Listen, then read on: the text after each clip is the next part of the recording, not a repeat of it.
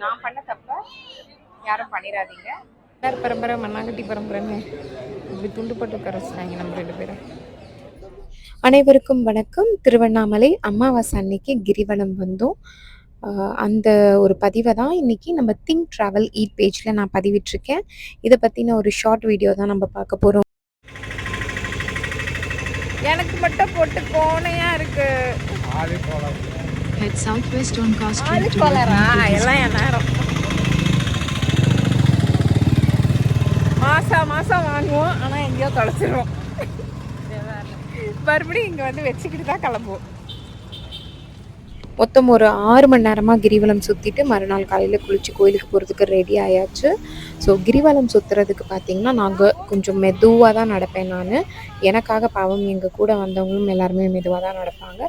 So ஒரு 5.5 hours நடந்தேன். அதுக்கப்புறம் ரூமில் போய் குளிச்சுட்டு காலையில் ஒரு 7:30 மணிக்கு நாங்கள் வந்து திருவண்ணாமலை கோவிலுக்குள்ளே வந்தோம்.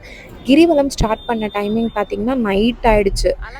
ஸோ நாங்கள் முடிக்கும்போது விடிய காலைல 3 மணிக்கு முடித்தோம். நைட்டு 11 மணிக்கு ஆரம்பித்து விடிய காலைல ஒரு 3-3:30 மணிக்கு முடித்தோம்.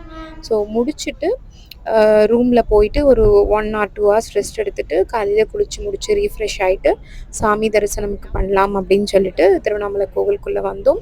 காலையில் வரும்போதே அந்த பனி நடுவில் திருவண்ணாமலை அந்த மலையோட தரிசனம் வந்து அந்த கோவில் கோபுரம், மலை, மேகம்னு அவ்வளோ அழகாக இருந்தது, ரம்யமாக இருந்தது.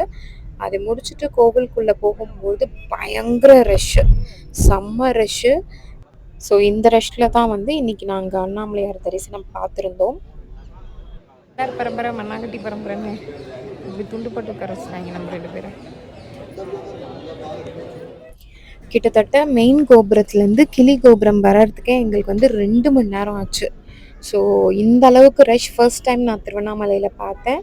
இருந்தாலும் 4 கோபுரத்தோட அழகையும் பார்த்துட்டு நின்று பயங்கர கால் வலியே வந்துருச்சு. ஏன்னா அவ்வளோ தூரம் நாங்கள் நின்றுட்டு, ஏன்னா நைட்டு அவ்வளோ நேரம் நடந்திருக்கோம். நடந்த அந்த டயர்டு கொஞ்சம் கூட போகலை.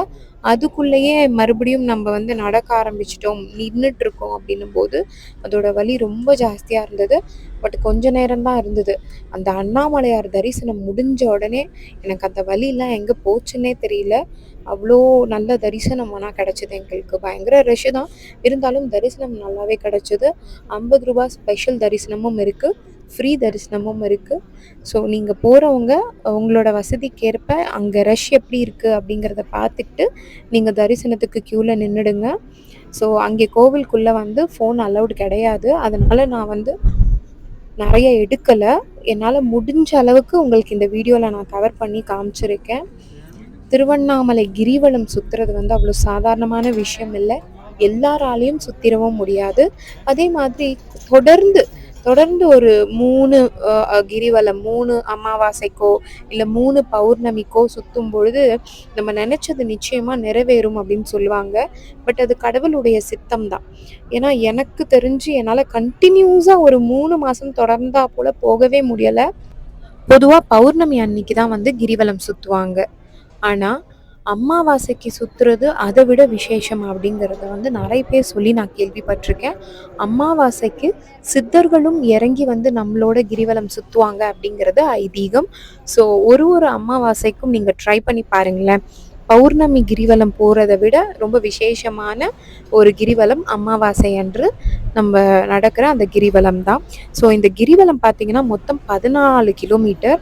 14 கிலோமீட்டர் நம்ம நடந்து அந்த மலையவே சுற்றி வரும்பொழுது அந்த மலையில் இருக்கக்கூடிய மூலிகை காற்று, அதே போல் அந்த மலையை சுற்றி நமக்கு ஒரு லிங்கங்களையும் நம்மளால் பார்க்க முடியும்.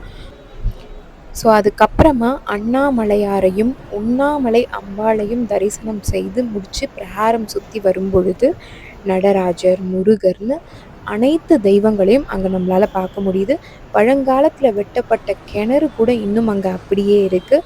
ஸோ இந்த கோவில் கட்டமைப்புகள்லாம் பார்க்கும்பொழுதே நமக்கு தெரியும் இந்த கோவில் அவ்வளோ பழமையானது, மிகவும் சக்தி வாய்ந்த ஒரு சிவபெருமான் வந்து இங்கே குடியிருக்கிறாரு அப்படிங்கிறது நமக்கு இங்கே போகும்பொழுதே அந்த பாசிட்டிவ் வைப் நம்மளால் உணர முடியும். கிரிவல பாதை நடக்க முடியாதவங்க கவலை வேண்டாம்.